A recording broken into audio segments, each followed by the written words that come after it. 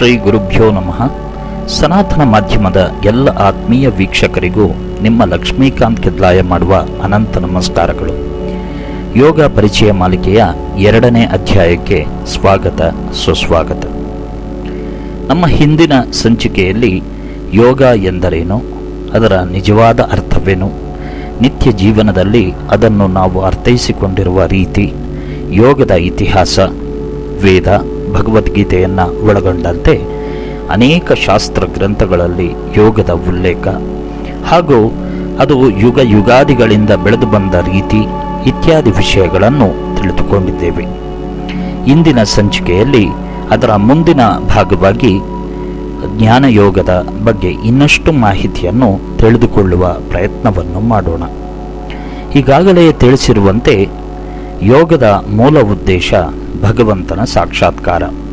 ಈ ನಿಟ್ಟಿನಲ್ಲಿ ಯೋಗವನ್ನು ಮುಖ್ಯವಾಗಿ 4 ವಿಭಾಗವಾಗಿ ನಮ್ಮ ಪೂರ್ವಿಕರು ವಿಂಗಡಿಸಿಕೊಟ್ಟಿದ್ದಾರೆ. ಅವುಗಳೇ ಜ್ಞಾನಯೋಗ, ಭಕ್ತಿಯೋಗ, ಕರ್ಮಯೋಗ ಮತ್ತು ರಾಜಯೋಗ ಎನ್ನುವಂಥದ್ದು. ಮಾರ್ಗಗಳು ಯಾವುದೇ ಇದ್ದರೂ ಉದ್ದೇಶ ಮಾತ್ರ ಒಂದೇ, ಅದುವೇ ಭಗವಂತನನ್ನು ಕಾಣುವಂಥದ್ದು ಅಥವಾ ಸೇರುವಂಥದ್ದು. ಇದರಲ್ಲಿ ಮೊದಲನೆಯದು ಜ್ಞಾನಯೋಗ. ಜ್ಞಾನಯೋಗದ ಬಗ್ಗೆ ಸ್ವಲ್ಪ ವಿವರವಾಗಿ ನೋಡುತ್ತಾ ಹೋಗೋಣ. ವಿಡಿಯೋ ಬಹಳ ಸ್ವಾರಸ್ಯಕರವಾಗಿದೆ. ನಿಮಗೆ ಸಂಪೂರ್ಣ ಮಾಹಿತಿ ಬೇಕಿದ್ದಲ್ಲಿ ದಯವಿಟ್ಟು ವಿಡಿಯೋವನ್ನು ಕಡೆಯವರೆಗೂ ಸ್ಕಿಪ್ ಮಾಡದೆ ನೋಡಿ, ಲೈಕ್ ಮಾಡಿ, ಎಲ್ಲರಿಗೂ ಶೇರ್ ಮಾಡಿ. ಯೋಗ, ಸನಾತನ ಧರ್ಮ ಹಾಗೂ ನಮ್ಮ ಆಚಾರ ವಿಚಾರಗಳ ಮಾಹಿತಿಗಳಿಗಾಗಿ ಸನಾತನ ಮಾಧ್ಯಮ ಯೂಟ್ಯೂಬ್ ಚಾನಲನ್ನು ಸಬ್ಸ್ಕ್ರೈಬ್ ಮಾಡಿಕೊಳ್ಳಿ. ಆಗ ನಮ್ಮ ಮುಂದಿನ ವಿಡಿಯೋಗಳನ್ನು ಸಹ ನೀವು ನೋಡಬಹುದು. ಈ ಸಂಚಿಕೆಯನ್ನು ನಾವು 2 ಭಾಗವಾಗಿ ವಿಂಗಡಿಸಬಹುದು. ಒಂದು, ಪುರಾಣಗಳಲ್ಲಿ ಜ್ಞಾನಯೋಗದ ಉಲ್ಲೇಖ. 2ನೆಯದು, ಆಧುನಿಕ ಕಾಲದಲ್ಲಿ ಜ್ಞಾನಯೋಗದ ಉಪಯೋಗ. ಮೊದಲಿಗೆ ಪುರಾಣಗಳಲ್ಲಿ ಜ್ಞಾನಯೋಗದ ಬಗ್ಗೆ ಏನು ಹೇಳಿದ್ದಾರೆ ಎಂಬುದನ್ನು ತುಸು ಅರ್ಥ ಮಾಡಿಕೊಳ್ಳೋಣ. ಜ್ಞಾನಯೋಗದ ಬಗ್ಗೆ ಮಾತನಾಡುವ ಮೊದಲು ಜ್ಞಾನ ಎಂದರೇನು ಎಂದು ತಿಳಿದುಕೊಳ್ಳುವುದು ಸೂಕ್ತವೆಂಬುದು ನನ್ನ ಭಾವನೆ. ಜ್ಞಾನ ಎಂದರೆ ಭಗವಂತನ ಬಗೆಗಿನ ಅರಿವು. ಇದನ್ನು ಆಂಗ್ಲ ಭಾಷೆಯಲ್ಲಿ ಸ್ಪಿರಿಚುವಲ್ ವಿಸ್ಡಮ್ ಎಂದೂ ಸಹ ಕರೆಯಲಾಗುತ್ತದೆ. ಎಲ್ಲವನ್ನೂ ತಿಳಿದ ಭಗವಂತನೆಡೆಗೆ ನಮ್ಮ ಮನಸ್ಸನ್ನು ಹರಿಸುವುದೇ ಜ್ಞಾನ. ಭಗವಂತನನ್ನು ಸರ್ವೋತ್ತಮ, ಸರ್ವಗತ, ಸರ್ವಜ್ಞ ಇತ್ಯಾದಿಯಾಗಿ ತಿಳಿದುಕೊಳ್ಳುವುದೇ ಜ್ಞಾನಾರ್ಜನೆಯ ಮೊದಲ ಹಂತ. ಜ್ಞಾನಯೋಗ ಎಂದರೆ ಭಗವಂತನ ಸಾಕ್ಷಾತ್ಕಾರವನ್ನು ಜ್ಞಾನ ಮಾರ್ಗದ ಮೂಲಕ ಮಾಡಿಕೊಳ್ಳುವಂಥದ್ದು ಎಂದು ಅರ್ಥ. ಸ್ವಲ್ಪ ವಿವರವಾಗಿ ಹೇಳುವುದಾದರೆ, ವಿವೇಚನೆಯ ಮೂಲಕ ಅಜ್ಞಾನವನ್ನು ದೂರ ಮಾಡಿ ನಾನು ಎನ್ನುವುದರ ಬಗ್ಗೆ ಸರಿಯಾದ ಅರಿವನ್ನು ಮೂಡಿಸಿಕೊಳ್ಳುವಂಥದ್ದು ಎಂದು ಹೇಳಬಹುದು.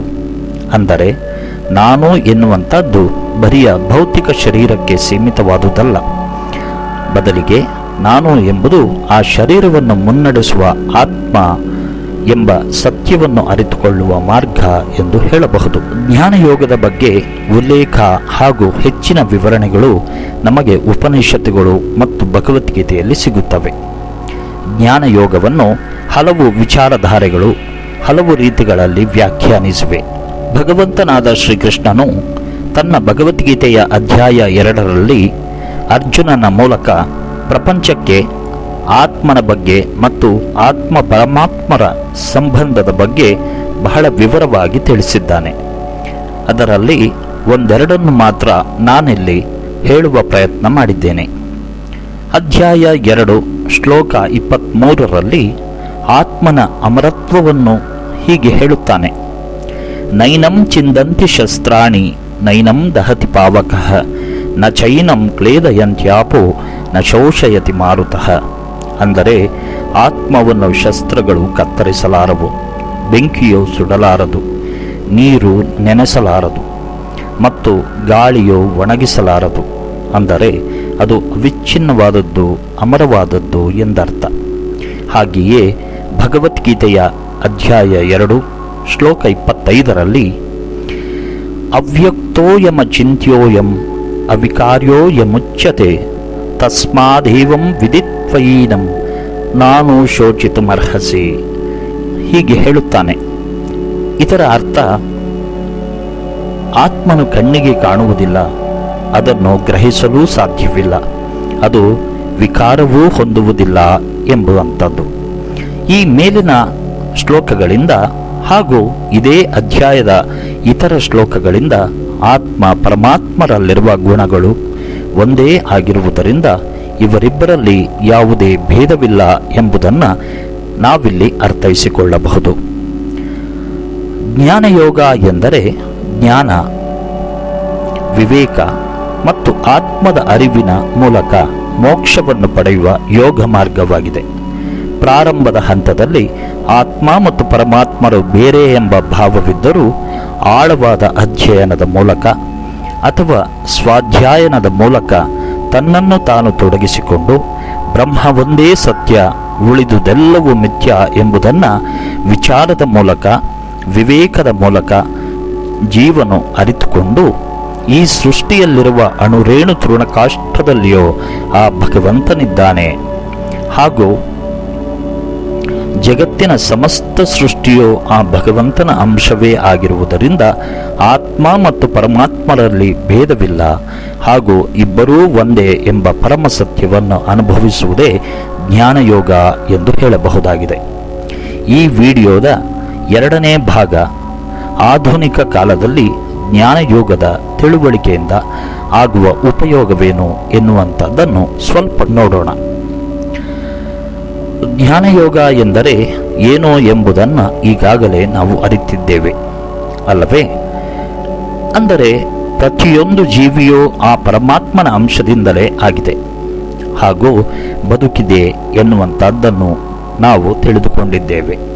ಹಾಗಾದರೆ ಈ ತತ್ವದಿಂದ ನಮ್ಮ ನಿತ್ಯ ಜೀವನಕ್ಕೆ ಏನು ಪ್ರಯೋಜನ ಎಂಬುದನ್ನು ಸ್ವಲ್ಪ ನೋಡೋಣ.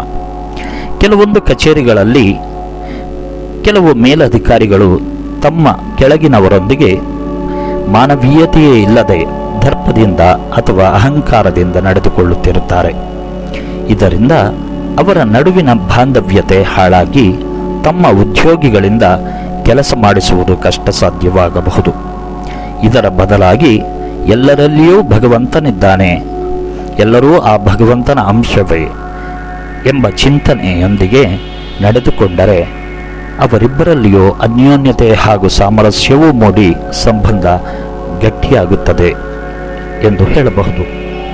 ನಾವು ಎಷ್ಟೋ ಬಾರಿ ಮೂಕ ಪ್ರಾಣಿಗಳನ್ನು ರಸ್ತೆ ಬದಿಯಲ್ಲಿ ಬಿಟ್ಟು ಹೋಗುವಂಥದ್ದು, ಅವುಗಳಿಗೆ ನೀರು ಆಹಾರವನ್ನು ಕೊಡದೆ ಓಡಿಸುವಂಥದ್ದು, ಅವುಗಳೊಂದಿಗೆ ಕ್ರೂರವಾಗಿ ನಡೆದುಕೊಳ್ಳುವಂಥದ್ದು, ಅವುಗಳಿಗೂ ನಮ್ಮ ಹಾಗೆ ಬದುಕಲು ಹಕ್ಕಿದೆ ಎಂಬುದನ್ನು ಮರೆತು ವರ್ತಿಸುವಂಥದ್ದು ಇತ್ಯಾದಿಯಾಗಿ ಮಾಡುವುದನ್ನು ನೋಡಿರುತ್ತೇವೆ.